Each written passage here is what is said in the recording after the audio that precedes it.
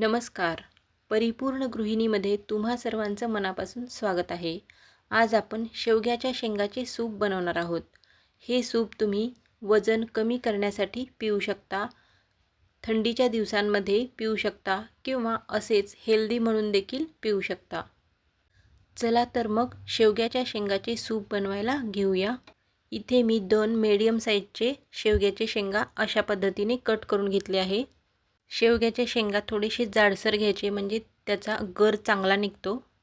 शेंगा मी स्वच्छ धुवून घेतले आहे. एका कुकरमध्ये आपण हे टाकायचं आहे. त्यानंतर एक मीडियम साईजचा टोमॅटो, मीडियम साईजचा कांदा दोन्ही चिरून टाकले आहे. त्यानंतर 2 लसणाच्या पाकळ्या कट करून टाकायच्या आहेत. कट करून अर्धा इंच आलं, हिरवी मिरची, पाव चमचा हळद पावडर, चवीनुसार मीठ आणि गरजेनुसार पाणी. इथे मी 2 ग्लास पाणी घेतले आहे. आता याचे आपण कुकरचे झाकण लावून घेऊ आणि हे कुकर गॅसवर ठेवून मीडियम आचेवर 3 ते 4 शिट्या घ्यायच्या आहेत. म्हणजे शेवगा आतपर्यंत छान शिजला जाईल. शिट्या झाल्यानंतर थोडंसं गार होऊ द्यायचं आहे.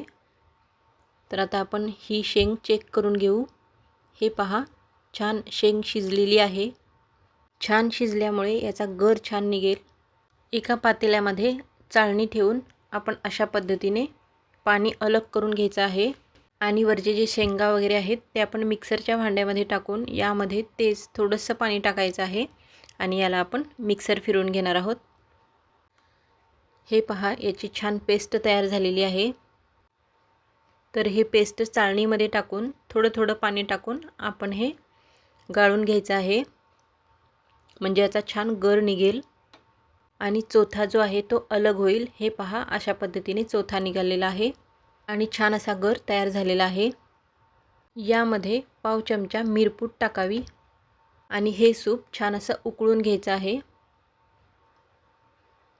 हे खूपच गाढा झालेलं असेल तर यामध्ये थोडंसं पाणी तुम्ही ॲड करू शकता. हे पहा, छान आता उकळी आलेली आहे. आठवड्यातून एकदा किंवा महिन्यातून एकदा तरी हे सूप तुम्ही पिलं पाहिजे. सर्विंग बाउलमध्ये हे सूप आपण काढून घेऊ.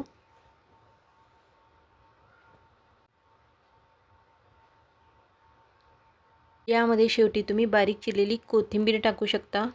हे सूप तुम्ही एकदा तरी नक्की ट्राय करा आणि आजचा हा व्हिडिओ पाहिल्याबद्दल धन्यवाद.